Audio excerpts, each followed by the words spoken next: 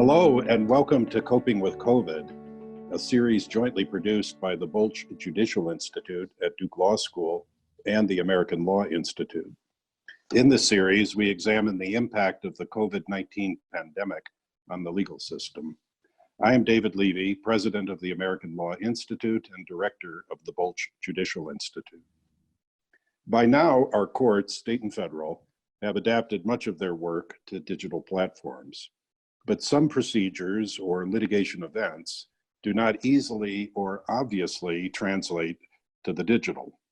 Today, we are talking to judges and court administrators about whether processes that traditionally rely heavily on in-person interactions, such as jury trials or mediations, can be modified to accommodate social distancing. With me today on a wonderful panel of terrific people, we have Sherri Carter, who is the clerk of the Los Angeles Superior Court, Judge Karen Caldwell, a United States District Judge for the Eastern District of Kentucky and chair of the Judicial Panel on Multi-District Litigation in the federal courts. Judge Mark A. Drummond is Judicial Director of the Civil Jury Project at NYU School of Law and a retired judge for the 8th Circuit of Illinois. Judge Robin Rosenberg, a United States District Judge for the Southern District of Florida. Judge Sam Thumma, a judge on the Arizona Court of Appeals and co-chair of the State Courts Working Group on Continuity of Court Operations. And Judge Vaughn Walker, a mediator and arbitrator and a retired Chief Judge of the United States District Court for the Northern District of California. Thank you all very much for joining me today. Why don't we start with you, Vaughn? We'll start with mediation. Mediation is often thought of as something that must be done in person, and that the personal touch of the mediator might be thought important. And I know you've had some experience now with virtual mediation. Tell us what you learned from that experience and how well or poorly it worked. Thank you, David. I think mediation is one of the processes of those that you mentioned, David, in which video technology and remoting is going to be most useful. Let me explain what I mean, because I think the use of video conferencing and mediations is going to have three fairly long-term effects on the process.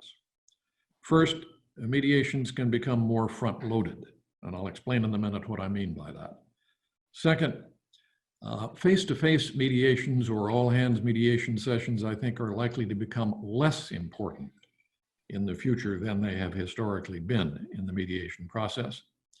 And third, I think video technology and remoting can really enhance the value that a mediator brings to the process. Now, as you know, and as you described, it's historically been thought that in order to have a successful mediation, you have to get everybody together, the lawyers on both sides of the case, possibly the clients, the insurers, and so forth. You have to fog their glasses and grab their lapels and try to bring a little sense to the situation. That isn't always possible. People don't always see the light at these sessions. And so frequently mediation sessions become simply the first step in a process. The advantage of using remote technology, video conferencing at the very outset, is that you can begin the dialogue about the case at a much earlier stage. Ordinarily, pre-mediation conferences are simply stage settings, scheduling the submission of the mediation statements, the time and place of the mediation, and who's going to participate and all of that. But if you can bring everybody together through a video conference at the beginning, the ability to move into breakout rooms enables the mediator to have a discussion about the merits of the case in a way that historically is not possible in a telephone conference. As a result, I think you can kick off the process much earlier and more effectively. In addition, the mediator becomes a part of the dialogue about what should be in the mediation statements. Historically, the mediation statements have simply been a regurgitation of the parties' litigation positions, and that isn't always very helpful. but a robust conference by video at the beginning of the mediation process, before any mediation schedule, face-to-face schedule, is put in place, enables the mediator to have some real effective input in what is put in those mediation statements. So I don't think mediation sessions, all hands meetings are going to go away. I think we will still have those in many cases. But once in a while, you might actually get a settlement out of a dialogue that's kicked off at a pre-mediation conference. So the ability to move people in and out of rooms and to dialogue individually with the parties is an enormous benefit that remote technology brings. Now, we're all somewhat resistant to using new technology. When this COVID situation started, I had a number of mediations immediately go off the calendar. Lawyers said, no, they didn't want to do anything via Zoom or any of these other technologies. Lo and behold, after a matter of a few weeks, they started coming back, and we have been having mediations in settings just like this. And it's worked extremely well, and I think it's going to be accepted widely in the bar in the future. So I think this is a permanent change in the process of the mediation world. That's so interesting. Robin, let's take a look at another aspect of the pretrial phase, which is case management. And you've been involved in a complex civil litigation. I think you were assigned an MDL case by Judge Caldwell's panel just before the virus hit, and you made the decision to try to move it forward. And tell us how you're using virtual case management tools and how you would evaluate them. Well, thank you, David. And can I take this opportunity to say hello to Judge Caldwell and thank you, I think. I remember being in court the day the case was transferred to me on another matter, and there was a phone message. My CRD brought it into me, and it was from Judge Proctor, and it said, be careful for what you ask for. You just may get it. Because I had been expressing an interest in an MDL for a couple of years through the survey. So lo and behold, on or about February 6th, I was transferred the Zantac MDL. Okay, so it's my first MDL, first time transferee judge, albeit I've been sitting on the MDL subcommittee for over a year, so I wasn't completely new to the world of MDLs. But let me just tell you that what I thought would be an impossible task has become one of the most rewarding experiences I have had over the last 3 months with this MDL in the course of my over 5 years as a federal judge and 8 years as a state court judge.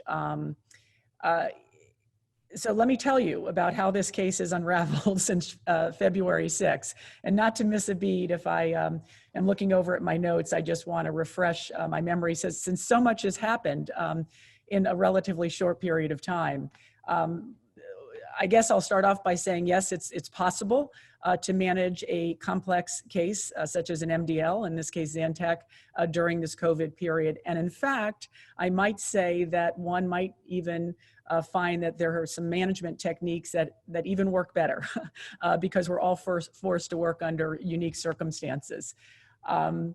I was excited and eager to get going, and so I researched and found when other MDL judges would issue their first order setting their initial conference and tried to follow in their track, and it looked like it was about 4 to 6 weeks out. So I had my initial conference, at that point in person, scheduled for March 20th. Now, again, this is February 6th, so we knew about COVID, but it was still very, very early. And included in the pretrial order, of course, was the status conference for March 20th, and I was going to have leadership interviews as well, maybe the day before March 20th. as things moved along, I issued a number of other orders sort of unrelated to COVID just to get the work moving. So that was putting a practice and procedures team in place, putting an initial census team in place, just to get a group of people working until I was ultimately able to appoint leadership and have my initial conference. As we were getting closer to the initial conference date, I was getting increasingly concerned about the state of affairs. I mean, I think all of us were trying to manage on a day-to-day basis, what did COVID mean for bringing people into the courtroom? And had it been a conference of 2 or 4 or 5 or 10, I may not have been as agitated as I was getting. But word was out with 68 applicants for leadership, plus all of the other plaintiffs' attorneys who wanted to watch the leadership interviews, as well as the defense team. We were looking at 100+ people coming into the courtroom, and I was not comfortable with that. I was not comfortable having these attorneys fly at that point and congregate in a confined space, even though we still weren't exactly sure what COVID meant for all of us. So on March 13th, I decided to issue an order canceling the initial conference. As I said, it was apparent to me I just couldn't go forward in the manner in which I had set out. When I canceled the interviews in the status conference, quite frankly, I had no idea what I was going to do. I didn't even think about when I was going to reschedule, how I was going to reschedule. We were very much on the cusp of learning about new technology that was available. I worked very closely with our IT department. I appointed another team at that point called the April Deliverables team. That may be something new in the MDL world, but boy, they went to task and were working all throughout April as I was trying to figure things out. And I also set up on April 2nd an initial census platform. So initial census forms are new in the MDL world. I'm not the first judge to use them. There have been a couple before me, and we got that going. And once I realized that I was going to be able to get initial census data, that is data on every filed and unfiled case that all of the applicants had, as well as anyone else. So anyone who had filed a case had to fill out an initial census form, and any leadership applicant had to put his or her unfiled cases, complete an initial census form. So I was able to build a wealth of information, not just about the 300 or so cases that are currently pending in front of me, but all of the other ones that are kind of waiting in the wings, because appointing leadership entails, among other things, making sure you have a representative group of the different types of cases. So ultimately, I got the nerve up on April 3rd to issue a rescheduling order whereby I scheduled my leadership interviews this past week on the 6th and 7th.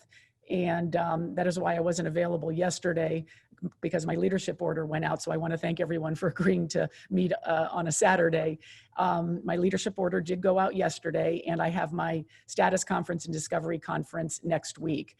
Let me just tell you, I don't want to exceed my 5 minutes, but it went off without any glitches. And I think it took a team effort to do that. It took our IT department. It took my willingness to learn how to use the technology and get comfortable with it. We did use Zoom.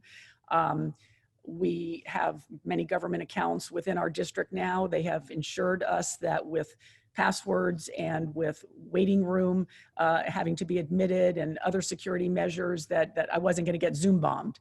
And again, if it was a smaller proceeding, so okay, if you disrupt 5 people's morning or day, not so bad, but 112, when this is their very first time seeing you, I was nervous. And in fact, I confided that to all of the attorneys who appeared before me. And I have been told in feedback that put everybody at ease, because everybody was nervous about it. They were nervous about their interviews, but they were nervous about the technology. And it was wonderful. 62 people ended up interviewing. And I have to say that it created a dynamic that I think is unlike any other interview process that may have taken place in the past based on the feedback. Of course, it's my first MDL, so I can't speak from personal knowledge, but when you can see, as we all are on a screen, there is a level of connectedness and intimacy because we are so close and yet so far away. You know, nobody was in the courtroom over those 2 days, but I was right there for them to see me, and they were right there for me to see them, and everyone else could watch and see the stories that these 62 attorneys shared with me about their personal backgrounds and their professional backgrounds that they believed made them qualified to be appointed to leadership in this MDL. I have many reflections and thoughts on it, but maybe I'll wait, David, if that's okay, to Sure. more Thank you. general comments. That was extremely interesting, Robin. Thank you. Let's go to what might be the elephant in our virtual room, which is the jury trial. And I know a lot of lawyers have contacted me and said they're very concerned about what the courts are going to do or not do about jury trials. Judge Caldwell, Karen, I mean, we all appreciate these are big issues, and you've just completed an 8-week jury trial in the era of the COVID pandemic, and we're all extremely curious to know how that went and what steps you took to keep everybody safe. Thank you, David. I think it's first of all worth mentioning that this case began on February 24th, before the COVID virus was really a problem in Kentucky. We started what we believe would be a 6-week trial, and our biggest concern was seating a jury that would be available to sit for 6 weeks, which is difficult under any set of circumstances. And of course, it was complicated further by the rise in cases, the spike in cases here in Kentucky. I think it's also worthy of mention that 4 of the defendants and 2 of the lawyers were all from California. And they had come to Kentucky, escaping what was already a problem out there, thinking that we would get this case done. The case had been pending for 2 years. It was very important that we bring the case to trial. 2 weeks into the case, though, the coronavirus presented a problem, and we spent a lot of time, lawyers and I, and many conversations about whether to proceed with the trial, to take a continuance and see if the numbers improved. But based on what we had seen nationwide, we knew the numbers would only continue to grow. So the question became, did we continue, and if so, how? And I think the first thing that we thought was important was taking the jury's temperature, literally and figuratively, on this issue. So with agreement of counsel, I conducted an independent voir dire of the jurors. I took it on the record, of course. We thought it would be best if they just spoke with me and not with all 8 lawyers who were participating in the case. I talked to them about safety measures that the court would take. I talked to them about their concerns for their family and friends and loved ones. I talked about would they be able to concentrate on the evidence as these numbers increased. And without exception, they all wanted to stay. We had impaneled 16 jurors.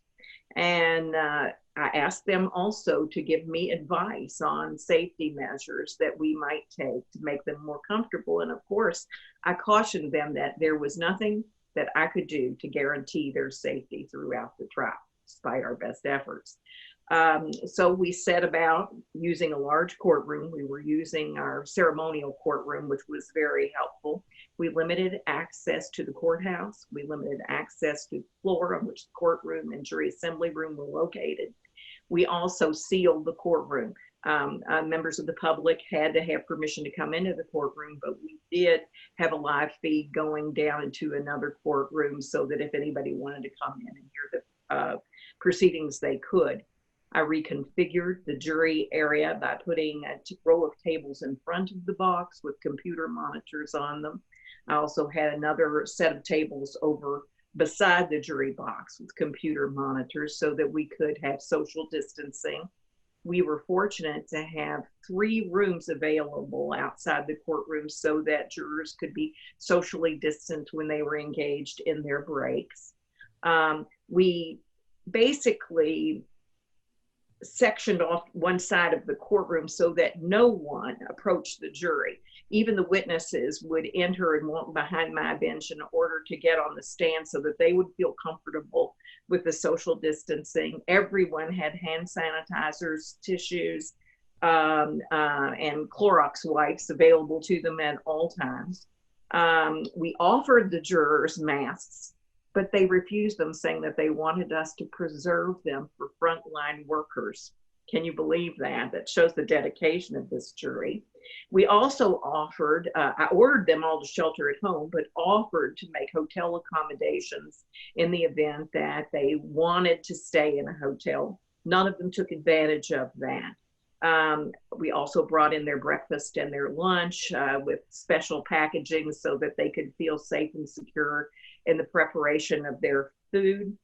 One of the concerns that the council raised was, will they grow more preoccupied or concerned as this trial moves on?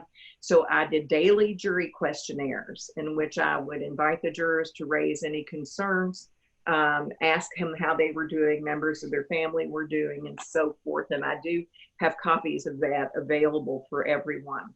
Also, I advised all jurors and all parties that if anyone was feeling sick or symptomatic, that they should not report to the courthouse, but rather should report to the jury officer. I gave daily instructions to jurors on health and safety practices.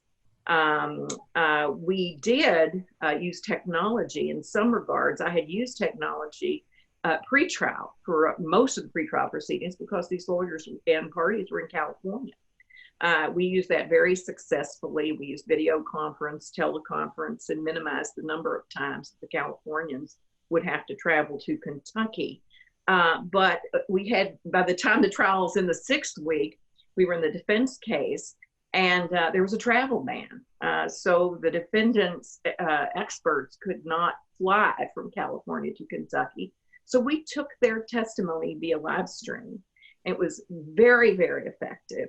Not only did it appear on the jurors' monitors, we had a huge monitor in the witness stand. We could see both counsel and the witness. Anybody who was in the gallery could also see. We had no problems with the technology.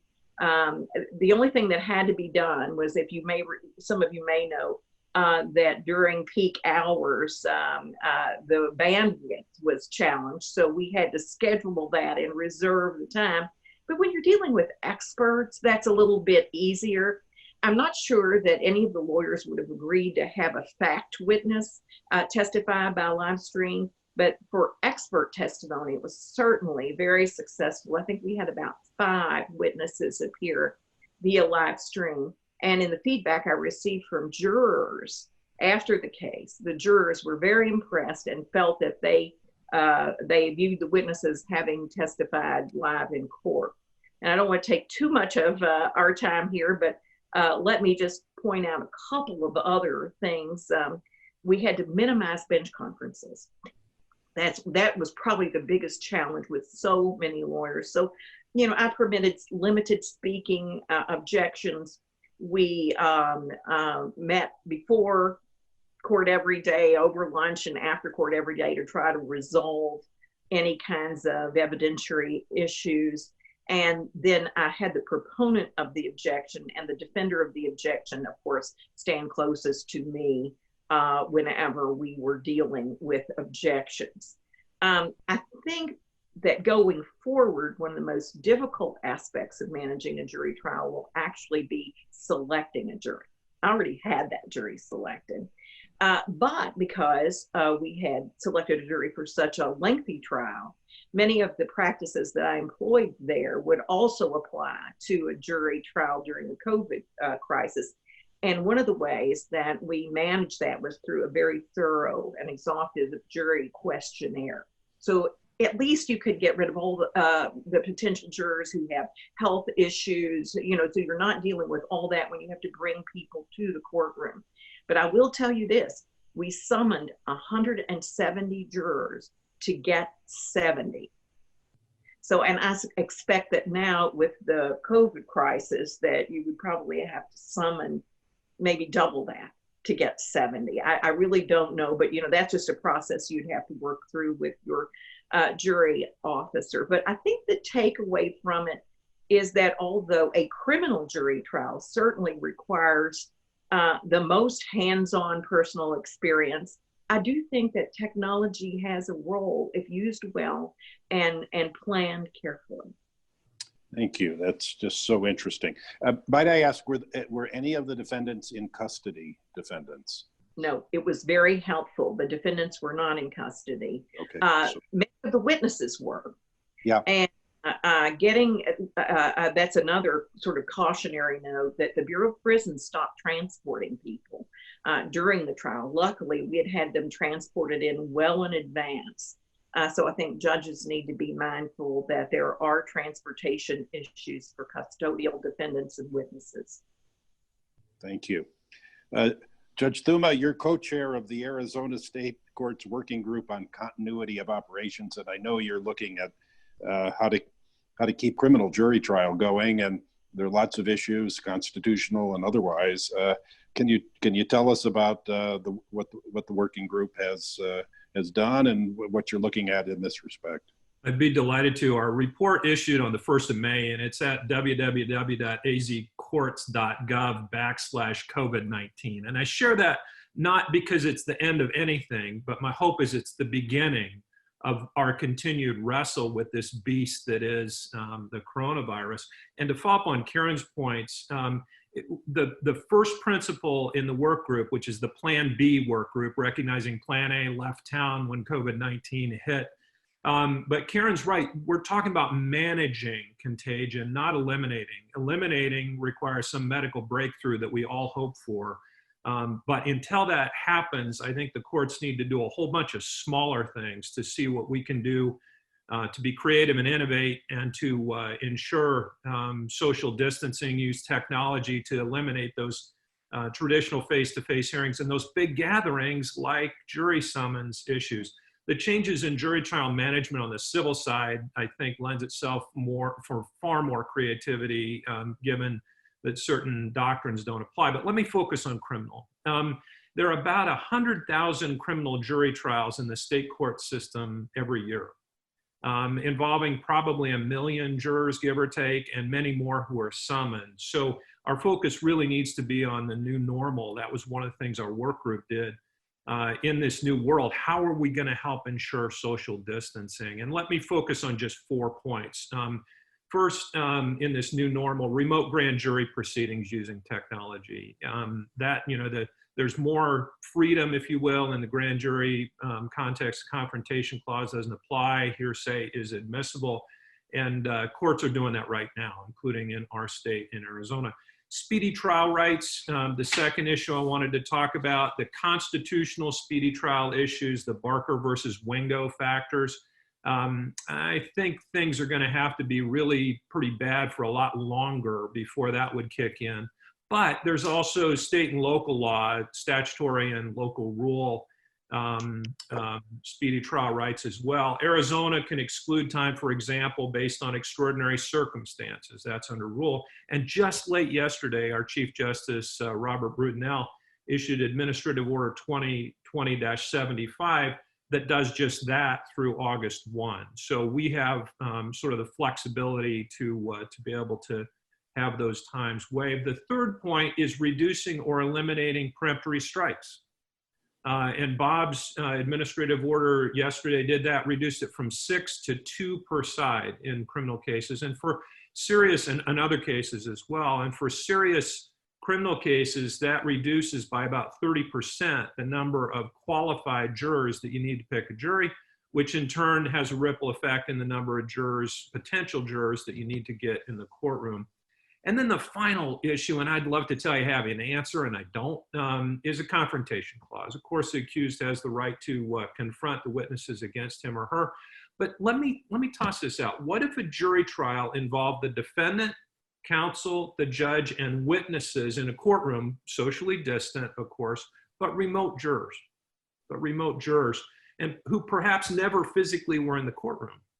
Does that create a confrontation clause issue? Again, I don't have an answer. But the confrontation clause, the purpose, of course, is to rigorously test testimony and evidence, recognizing that when the defendant's in the room, witnesses may testify differently. Is that function really negated if the trial jury is remote? Does a confrontation clause direct that the jury has to be physically present? What testimonial evidence is set forth in Crawford is compromised by using a remote jury? And then again, even if the confrontation clause applied with full force, Maryland versus Craig has some exceptions. Let me offer just two stray cases that I ran into for food for thought, and then a couple of resources, including some that Mark's colleagues have pulled together. State ex rel versus or Montgomery versus Kemp. It's an Arizona case, so forgive me on that. 239 Arizona 332. A medically fragile victim was allowed to testify remotely from another state via two-way video under Maryland versus Craig. Now, again, that's a post-Crawford case. It was decided in 2016, but it also implicated victims' rights under our state constitution. So neither of these cases are on all fours. Another case, though, that was fascinating, Harrell versus State out of Florida, Florida Court of Appeals case, 1997, 689 Southern 2nd, 400. It's a pre-Crawford case where two victims testified by satellite a generation ago, right, from Argentina. And the Court of Appeals rejected defendant's confrontation clause objection. The Court of Appeals said, we could conduct satellite trials in a virtual courtroom while the jury deliberates in a secure cyber chat room. Unfortunately, the Constitution does not address this specific issue. Now, the Florida Supreme Court affirmed, pulled back a little bit, but significantly as well. The 11th Circuit on appeal denied habeas relief a few years later. So those are two stray thoughts. The two resources, a May 4, 2020, really terrific memo called the Permissibility and Constitutionally of Jury Trial by Video Conference by Michael Pressman and Michael Shamus. It's posted on the web, and I'd commend it to you. It raises the issues. It doesn't give those concrete answers that we all yearn for right now. And then, of course, Professor Daniel Capra, a reporter for the Advisory Committee on the Federal Rules of Evidence, has long maintained a comprehensive list of the federal courts applying Crawford and analyzing those as well. That's available in the agenda books for that committee. But thank you. Thank you. That's wonderful. Mark, your work has just been mentioned with Braze, and you direct a civil jury project, and you're looking at trying to preserve the civil jury. I know you're working on how to transition a civil jury trial to an entirely digital platform. So tell us what some of the issues are that you're looking at. Sure, I'll be glad to, David. I'm going to hit share screen because I've got some slides I would like to share with the group. There it is. So the issue with virtual trials is this. Will the virtual trial give us the same level of justice as the in-person trial? And the second inquiry is, what can we do to make sure they do? So Judge Thumma talked about the constitutional considerations, and the confrontation clause, I doubt that we're going to be able to do criminal jury trials virtually. But I was glad to hear him say that we could break off other pieces. And I'll return to that in just a minute. Civil's easier. If the two attorneys agree to do a virtual trial, there is no problem. The issue is whether one side objects to the virtual trial, and whether under the state constitution as it's set up, or the federal constitution, which says that you can get a jury trial in civil cases, whether courts will say that a virtual trial passes constitutional muster on that. I believe that civil cases are turning to mediation and arbitration. If they're agreed, we can certainly do a civil jury case. But if there's disagreement, will the appellate court say, no, you were offered a trial. It was a virtual trial, but that is good enough in the civil arena. So Judge Thumma was talking about breaking off parts of the trial to satisfy constitutional muster for criminal cases, and that's exactly what we're doing at the Civil Jury Project. So we're hoping to roll out a civil jury trial, virtual trial, from start to finish towards the end of May. The date hasn't exactly been set. And we have broken it into three parts.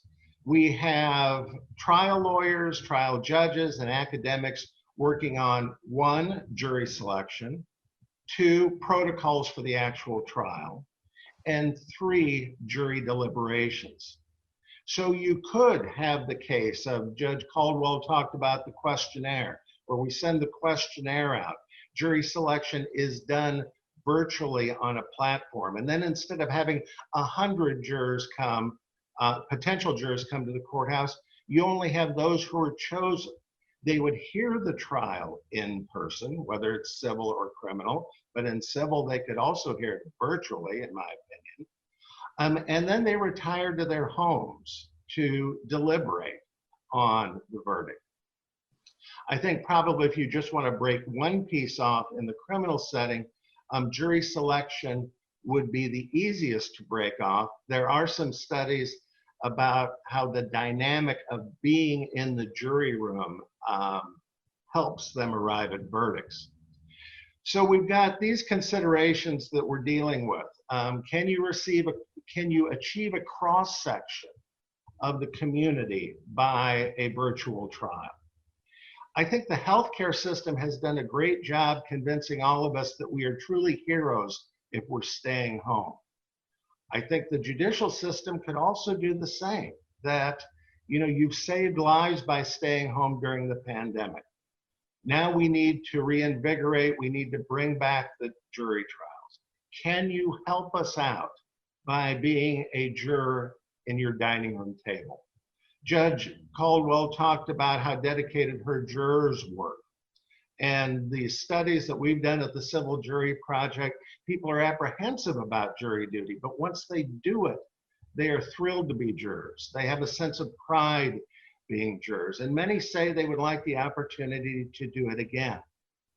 In addition, in this day and age where jurors have to get into a car, drive to a courthouse, pay for expensive parking, we have to pay the mileage in some cases. Would it actually be cheaper to do virtual juries, where all the court would need to do is to make sure there's a level playing field on the technology, that every juror have the same technology to be able to see and hear the witnesses and deliberate? And finally, the perception considerations. And I wear one hat as the director of the Civil Jury Project, but my other hat is as a program director for the National Institute for Trial Advocacy. And we're trying to address the issues of how to be an effective advocate through a computer screen. Judging credibility is harder on the screen. Ironically, there's more on the screen and also less on the screen. For in person, you see how the person walks into the courtroom. You can see how hesitant they are to get on the stand. You see their whole body, the perhaps fingers drumming on the bench in front of them, or perhaps a knee shaking. This is myopic. You only see their face. In addition, there are problems with the platforms. For example, training witnesses as to where to look. I am trying to look into the camera so I can look you in the eye. But if the witness is on the stand and their attorney is in the lower corner, you could get this, that they're not looking the jury in the eye.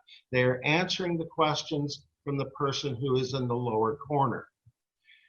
Video affects information. You just need to go to television in Hollywood.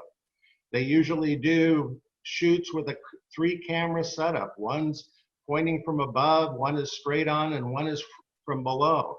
And all you need to do is do a search on camera angle and how that affects perception on metrics such as believability, trustworthiness, vulnerability. It matters. In addition, it matters in terms of quantitative information. The dean of this is Edward Tufte, and he wrote an article in his last book about the Columbia disaster and how PowerPoint was perhaps the worst way to deliver that information to the engineers, because there were 4 levels of hierarchy, and the force calculation was on the lower level. In addition, PowerPoint can't do scientific notation. So how to deliver the information to the jurors in the best manner possible, or the most effective manner possible, is one thing we're looking at. Thank you, Mark. That was super interesting. I think it was either Christopher Wren or Winston Churchill who said, "We build our buildings and then our buildings shape us." And I think exactly. the same might be true here. The technology is really going to potentially, as you say, this be a wonderful area of research. But we've had a very vivid demonstration of this in the Supreme Court arguments, because they went to telephonic arguments, and the arguments were very different than they were before. The lawyers said it was very different than the kind of free-for-all that we've become accustomed to the last 20 years or so. So this will be a great area for social science research in the future. And David, I apologize for interrupting, but your Wren analogy is apt, because literally our courthouses will be shrinking with social distancing. So instead of bringing 100 in, we're only going to be bringing 20 or 25. So physically they'll be the same size, but literally they'll shrink. So Sherri, let's talk to you. You're right in the middle of it. I mean, you might. I said you're between the rubber and the road, or you're in the crosshairs, or whatever. You've got to bring in panels. You're in Los Angeles County. This is one of the largest judicial operations that we have in the nation. I think there's as many judges in Los Angeles County as there are in the entire federal system, and so you have a very, very big job. How's it going? Well, there are a few challenges. Let me talk a little bit about jury trials. Probably the two biggest challenges with jury trials is, first of all, ensuring enough jurors will actually show up to my 313 courtrooms and 39 courthouses throughout the county that will be doing criminal and civil jury trials. Before the pandemic, we had less than a 41% yield in our jurors. In 2019, we summoned 1.8 million jurors, and of those, 744,000 were qualified. After excuses for hardships, 546,000 were ready to serve. When we open our doors in June and July for jury trials, we need to ensure that we issue enough summonses, recognizing that many of those potential jurors will not get on buses or trains, and if they rely on public transportation, that's going to be a problem. Many of our jurors are 65 years old or older, and so we are collecting data now on our qualified jurors for 2019 to determine how many of them were 65 and older, because we're going to have to keep that in mind when we determine how many jurors to summon for June and July and beyond. We are preparing materials now regarding the various actions that we're taking in our courthouses to keep the jurors and others safe, and we will include that with our summons materials as well as for public announcements. Probably the threshold concern is getting enough jurors there for the panels. A second concern is, if we get enough, how do we manage them due to the social distancing requirements? That's particularly difficult in urban high-rise courthouses, because the lobbies and the hallways can get crowded, and the elevators, many of our elevators will only fit 4 at a time. And so it will take a long time to get jurors up to those courtrooms that are up on the higher floors. None of our courtrooms, well, very few, there might be a handful, are large enough for a standard jury panel to get there at one time, 35 or 40. And we have to be worried about jury deliberation rooms, because they're also too small once you have your jury panel selected. So what are we doing about some of those challenges? We are moving to a virtual jury service. We have 3 options I'm going to talk to you about that we're working on that should be ready in June, July, and beyond. We are going to have a virtual jury assembly room. Jurors will no longer come to jury assembly rooms. They will receive jury orientation 100%, either online, telephonically, or in writing. We currently have what we call a My Jury portal, where jurors can go online and request extensions in their jury service and so on. We are going to enhance that to allow us to send reminders, to send pre-screening questionnaires, notices and confirmation about their trial dates. And so we're going to try to do more and more with our My Jury portal. For those people who are either unable or uncomfortable with technology, we will have a live jury call center where someone can call, a juror can call and actually get assistance. Once we have the dates of those trials, we are going to randomly assign panels to the courtrooms. And we're going to do that in waves or in sub-panels at designated times during the day. So you might need, and it's going to be dependent on the size of those individual courtrooms. I have facility staff now measuring all 580 courtrooms throughout our county, but for the 313 that do jury trials, civil or criminal, part of that is to tell us how many jurors can show up in a wave. In some courtrooms it might be 10, in other courtrooms it might be 12. And so our system is being programmed so that once you're randomly assigned to a panel and you know you're going to go to Department 5 in this particular courthouse, you might be at the 8:30 wave, and then there will be 10 more at the 10:30 wave, and so on. And so we're going to try to reduce the number that we send to the courtrooms, which will not be efficient for the judges and the attorneys, but that is really one of the only ways we could talk about trying to get jury panels, going through jury empanelment. We will also have jurors on call who have consented to be on call and who are agreeing that they will get to a courthouse within 90 minutes of receiving a text or an email, so that if a judge by 2 o'clock sees that there's going to be a problem getting the number of jurors they need, there will be the ability where we can send out text messages or emails to get jurors to show up for maybe a 3 o'clock wave so that they can try to get those that panel finished by the end of the day.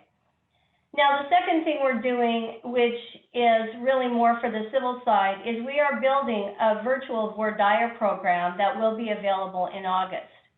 Jurors will be randomly assigned to a panel, and they will be sent a court-hosted WebEx link. They will log into that and sit in a virtual assembly room until the judge and the attorneys are ready for them in the courtroom. And then the judge has the ability to move the entire panel or small pieces of the panel over to the courtroom at a time. It allows the judge or the judge and attorneys to talk with one or more jurors privately away from the other jurors. So if there are jurors who receive the invitation to participate this way and they are uncomfortable, they will have the ability to call the jury calling center that has live people to reserve a seat in the courtroom, because again, we want to limit the number of people that go to courtrooms, so they would be able to show up and be part of one of the waves, but they will reserve a seat in the courtroom. Once the final panel is selected, the 12 plus any alternates, then those jurors would be directed to the courtroom at that time because they'll be easier to manage. I have to admit at this point that the civil lawyers are not overly excited about this program, so I am not expecting anyone to use it when it's ready in August. We are going to continue to build it because if there is in fact a spike in the pandemic in the fall or in the winter like we're hearing, it may be the only way we can impanel jurors in a civil case. So we will have it ready in August. We're happy to share it with anyone who would like to see how it works. But so far, the lawyers are not overly thrilled about what we thought was an option for them to consider.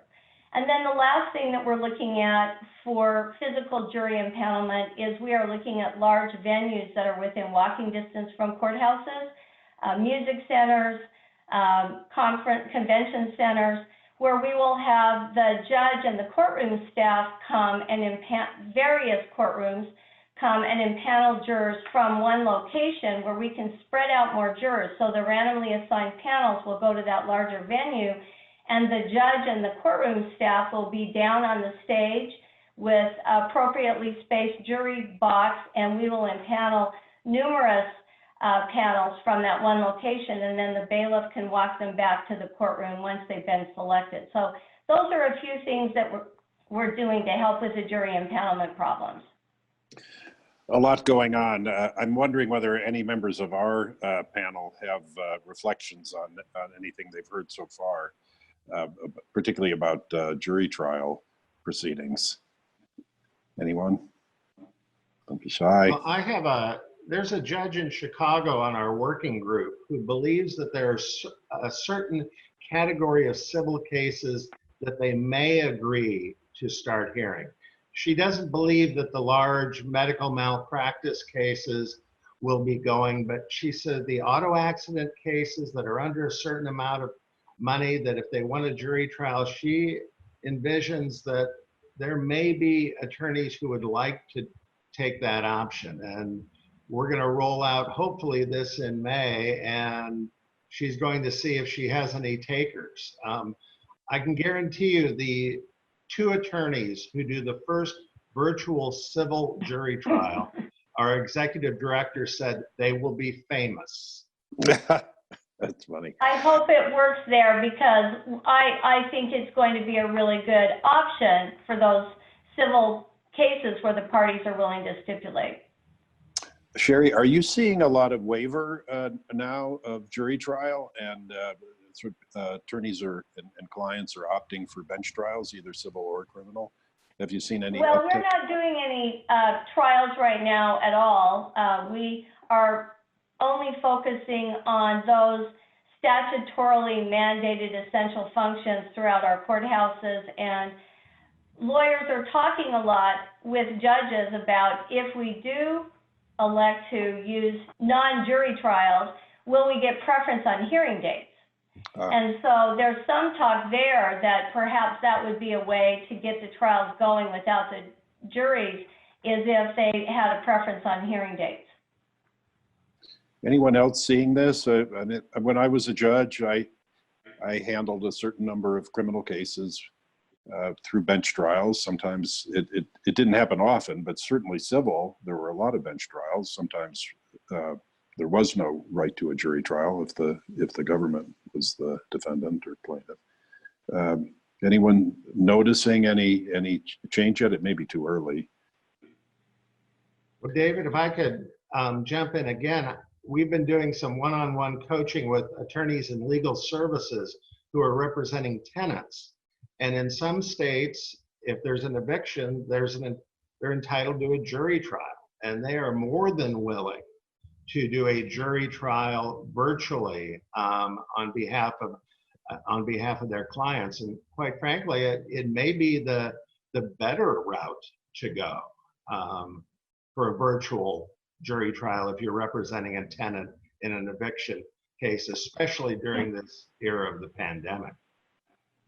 So I'd be interested to know whether the courthouses that you sit in, or others that you're aware of, have started, Sherri just really spoke to this, have started to prioritize certain proceedings over other proceedings. With Speedy Trial Act and that sort of thing, as we start to come out, are the criminal cases and the criminal jury cases, are they going to displace other activities, some of which maybe can go on hold, but others of which, like a custody dispute or something of the sort, involve very pressing issues for people? How are we going to deal with this? David, our work group addressed exactly that, and the administrative order reflects it as well. And we kind of split things into 3 priorities. First is the motion or the petition or the request within a case that has priority. Order protection, for example, things like that, child removal orders. So those kind of stand on their own. But within general case types, and then within criminal, I'll share with you what our work group ended up with.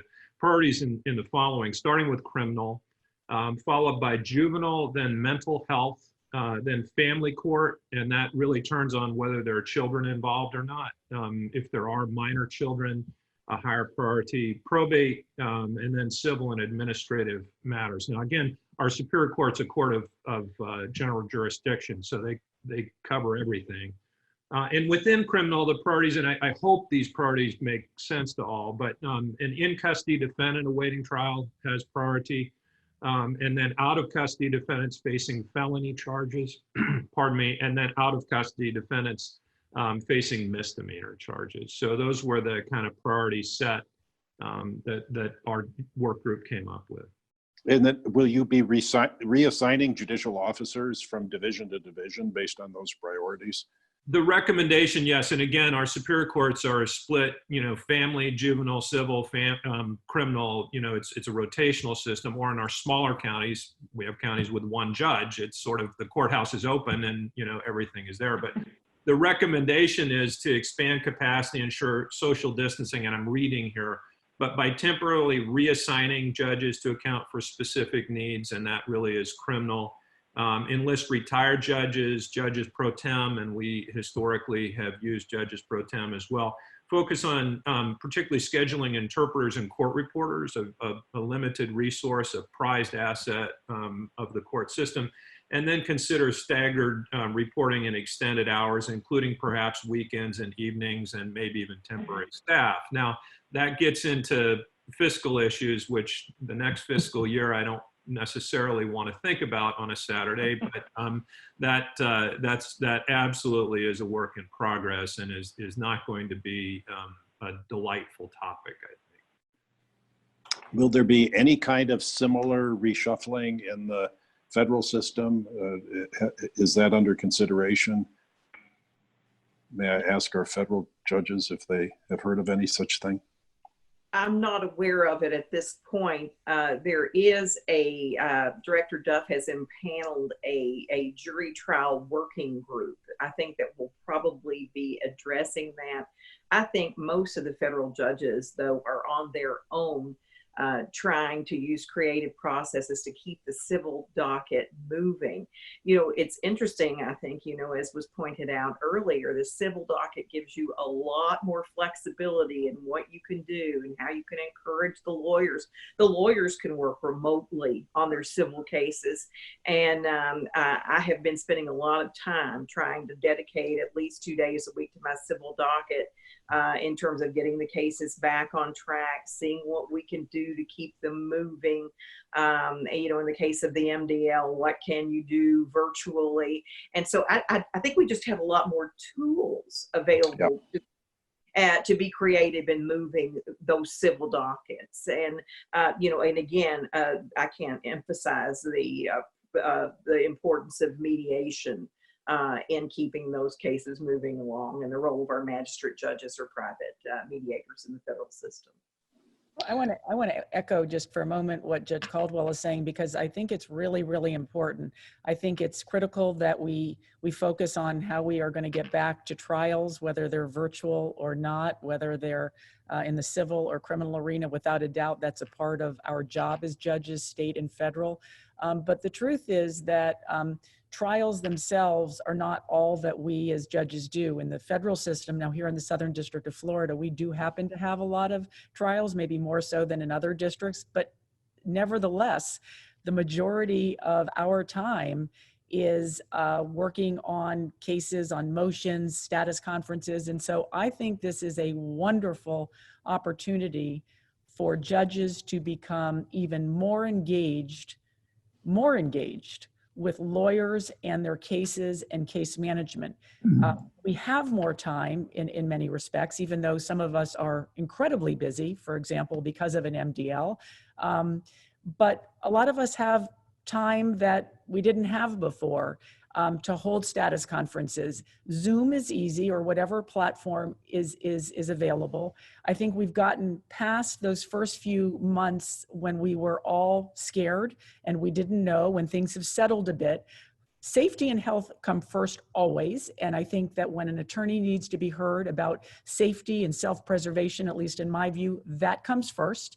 But those who have gotten beyond that and have settled into the new norm, they want to actually keep busy. I know among other reasons liking this MDL, it keeps me busy, it keeps me engaged. And I've been talking to a lot of lawyers lately, and they want to be kept engaged and busy. And so we can have more status conferences, especially we as federal judges are not known for bringing lawyers into the courtroom. Now is our opportunity to do it. We can give continuances and extensions, but I don't grant them just, you want 90 days, okay, no explanation.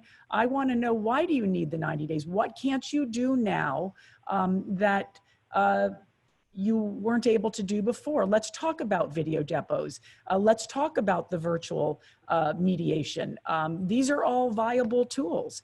And even though maybe we're not at the point where we can bring lawyers into court to have a live trial, or we're not ready for the virtual trials, when the day comes that we are, those cases should be ready to go. Otherwise, we as judges are going to suffer, the litigants will suffer, the lawyers will suffer, and we are back-ending problems that I think we have an obligation to manage on the front end. And I'll just say one more thing.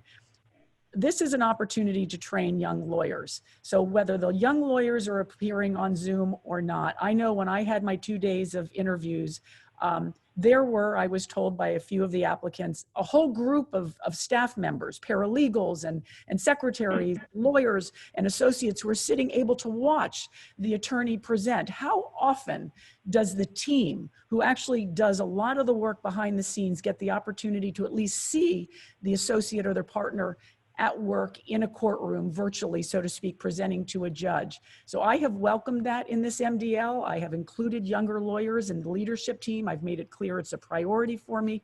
I think we as judges and more senior attorneys and all of us in the legal profession have an obligation to look after the next generation. And I think this is a perfect opportunity, maybe even a better opportunity than we've had before. And I feel very strongly about that. Are we going to see a new era here where we can be just so much more efficient, even if we have in-person trials? Will we have learned a lot from these digital tools that we can preserve going forward? Well, what does anybody? I said at the outset, David, I think the world of mediation is going to be forever changed.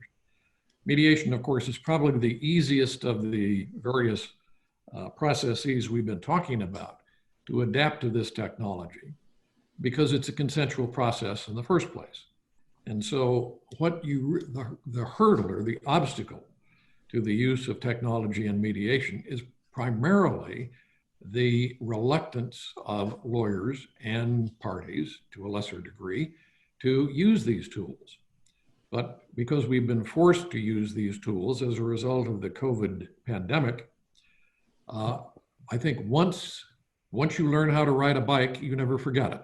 And once you learn how to use these technologies, you're not going to forget it, and you're going to see the advantages of it.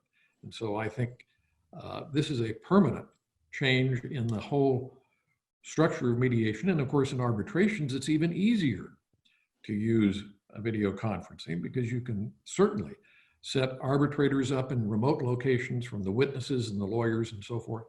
It's going to make all the difference in the world in these alternative dispute resolution processes. In a state court system, we've used court-hosted remote technology in a lot of areas that I hope will remain following the pandemic, because it means you don't have to move people as much. And we've got all of our dependency courtrooms now using remote technology, delinquency courtrooms for the matters permitted by law, probate conservatorships, mental health courts allowing the treating physicians to appear remotely for competency hearings. All of our criminal arraignments are now handling in 32 criminal arraignment courtrooms for all of our police departments and sheriff substations. And when our civil courtrooms come back up for law and motion, they will be doing it remotely as well. So I hope that we can keep all of those in place, because it's just a lot more efficient. It will help reduce the number of people coming into the courthouses. And then I just want to say one thing that's not directly related to what we've talked about, but 92% of my 4,600 employees are teleworking. And what we found is many of those position classifications are just as efficient or more efficient working from a remote location. So I would like to keep that going rather than have them sit on the Los Angeles freeway for 2 hours to get down to a courthouse. And so I am hoping and confident that we will be able to keep many of those employees working remotely at a very high level. Sherri suggests we should not be buying stock in a courthouse building enterprise. I think that's right. I think that's right. David, I also think there's a real public service aspect to this as well. When I was in juvenile court, I'd hear sometimes 30 or 35 matters in a day. And I needed at least 4 attorneys and a caseworker and, some of the parties so before I could call the case. And there were 8 other courtrooms that needed those same attorneys. And so sometimes an 8:30 hearing, I couldn't call until 11. Well, that's not very fair to anybody. The parties particularly, who we've asked to have stable housing and stable employment and go to drug testing and go to visitation and go to counseling and go to services, and then come to court and wait to see a judge who can't see him or her, for 2 hours after their scheduled appointment. So I think there are real opportunities. I was dealing with a service provider yesterday. They were busy. They said, hey, we'll call you back when we can talk to you. And they did it. And that was an hour and a half later. And that was okay because I could do other things. So maybe this is an opportunity to enhance public service along the way too. And go ahead. I think also to promote civility, and I'll tell you why. I think it's every judge's dream when they see lawyers fighting a lot. And, we all have our local rules that require meet and confer. But what does meet and confer really come down to these days? You'll get a filing at 5:00 p.m. and they'll say at 4:58, I sent an email to opposing counsel and I couldn't reach them, so we couldn't confer. Judges can now put in their orders a required meet and confer by Zoom. It is much harder to be disrespectful to somebody when you are looking at them, albeit virtually in the eyes, by Zoom, than shooting off a text or an email. And so I really think that this is an opportunity for people to communicate better and more, be more engaged and be held accountable for their actions vis-a-vis one another. Furthermore, Robin, you can require that the meet and confer session be recorded on Zoom. Oh, yes. Yeah. Good idea. Yeah, and then they can show the judge. Yeah. I agree with Judge Caldwell that this will virtually eliminate sidebars. Judge Tom Martin from Kansas has a rule: no sidebars. They take up everything during a break, because I think attorneys will be more reluctant to make an objection on a virtual platform and say, may we have a sidebar? All the virtual jurors, their shoulders will slump and it'll cut down on a lot of that. And as we all know, I think it'll be a benefit to the attorneys, virtual platforms. Attorneys think they can whisper in court and no one can hear them. Everyone can hear them. They got nothing better to do. So if we do have sidebars, they'll be more confidential and there'll be fewer of them. Oh, the makeup of the jury, I think, is going to be very different. And that worries me because, the jury challenges are against the statutory jury commissioner, which is me, right? So, the jury challenges, I don't know if the makeup will completely exclude 65 and older because they're going to request an excuse because they're at risk. And, we're gathering that data now. I don't know what number we'll lose because of public transportation being a scary wait. And I can't even imagine in New York because you need public transportation in New York. Well, I was working with the New Mexico Defense Bar yesterday on a webinar, and a lot of their defendants are Hispanic or Native American, and the Native American, the tribal leaders will not allow them off the reservation. So you're going to cut that group out of jury service. And since the pandemic has disproportionately affected Blacks and Hispanics, they have a legitimate reason to not want to come down to the courthouse, and that's going to upset the balance on a representative jury pool. So if we go to a virtual world and don't give them options, which is why we're trying really hard to have live calling centers and different ways to reserve a seat in the courtroom, we'll lose people, assuming they can get there. Because if they don't have internet or high-speed internet, it won't work anyway. Yeah. That's also true in rural areas, in rural Eastern Kentucky. A lot of people don't have internet service. One of the issues that has been raised by our magistrate judges, finding the technology a little difficult to use with the involvement of interpreters. Has anybody else experienced that?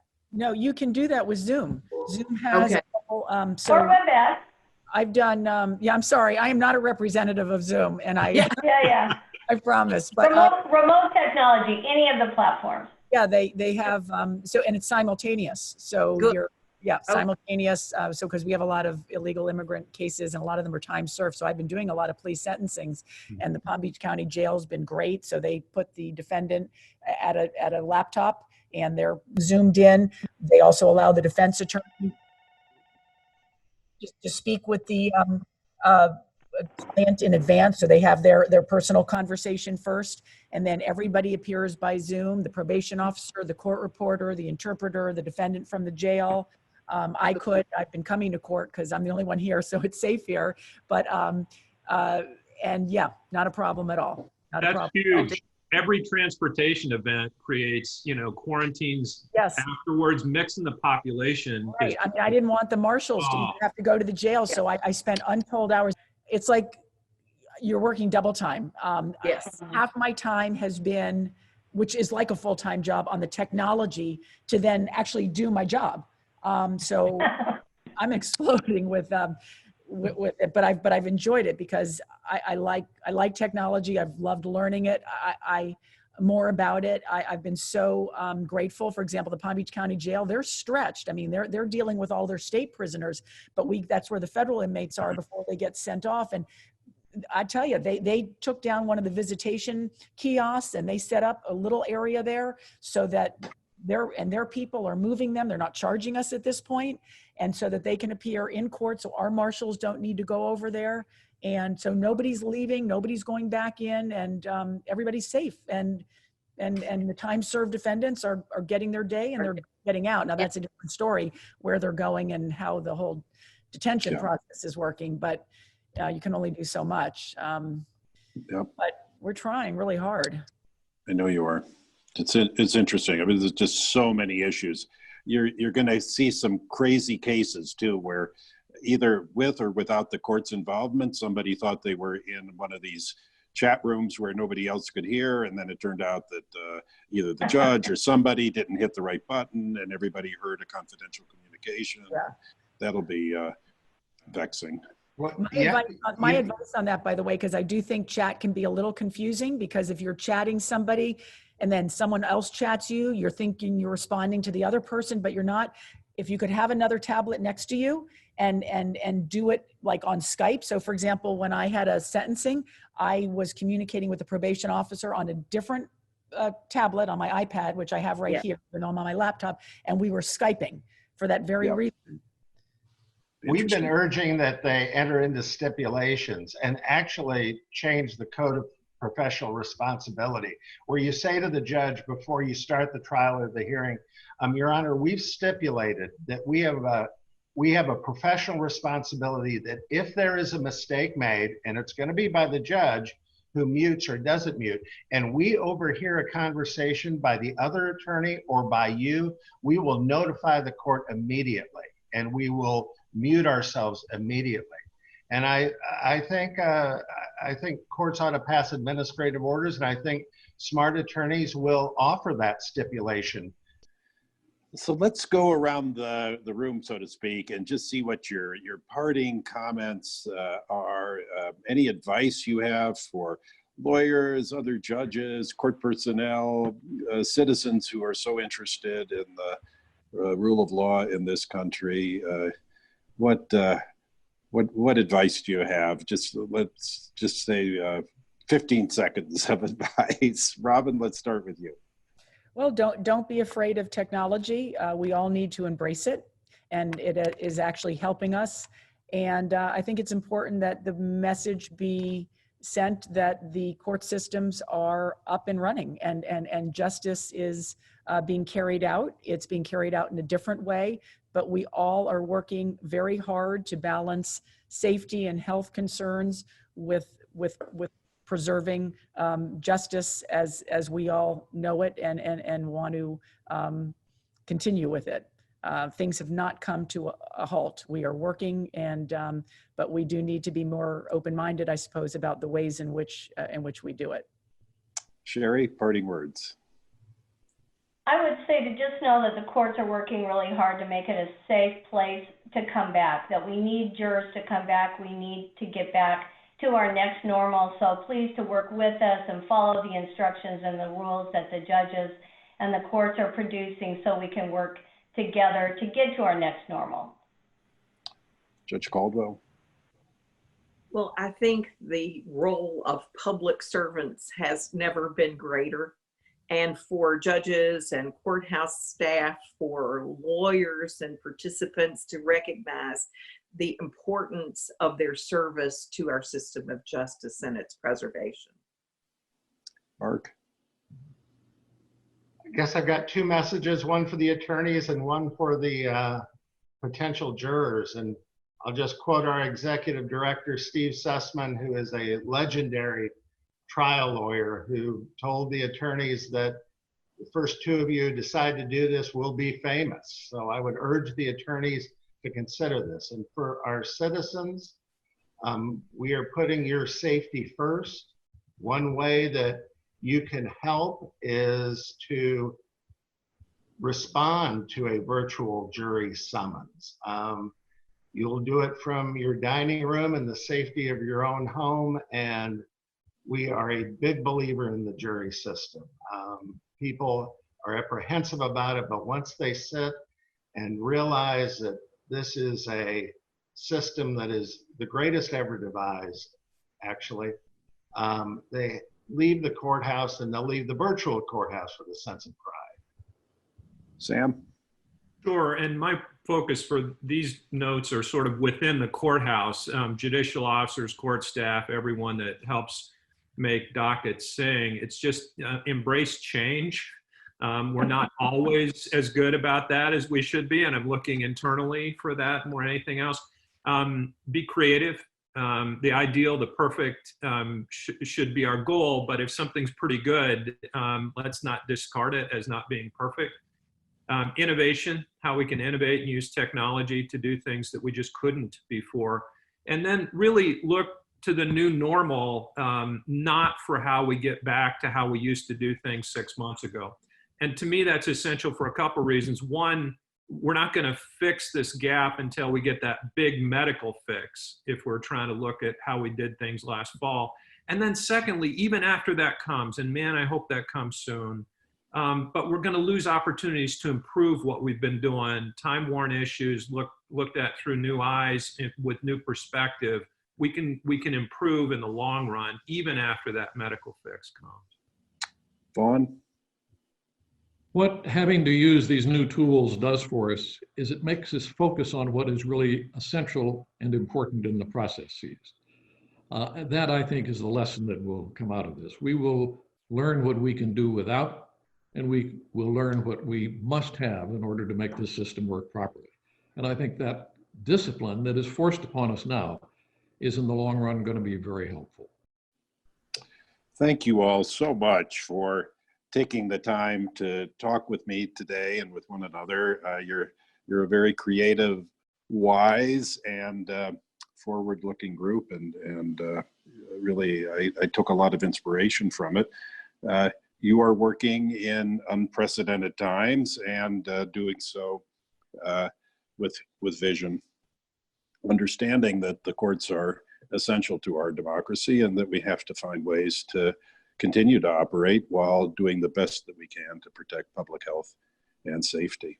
This has been Coping with COVID, a podcast and video series produced by the Bolch Judicial Institute at Duke Law School and the American Law Institute. I'm David Levy. Thanks for joining us.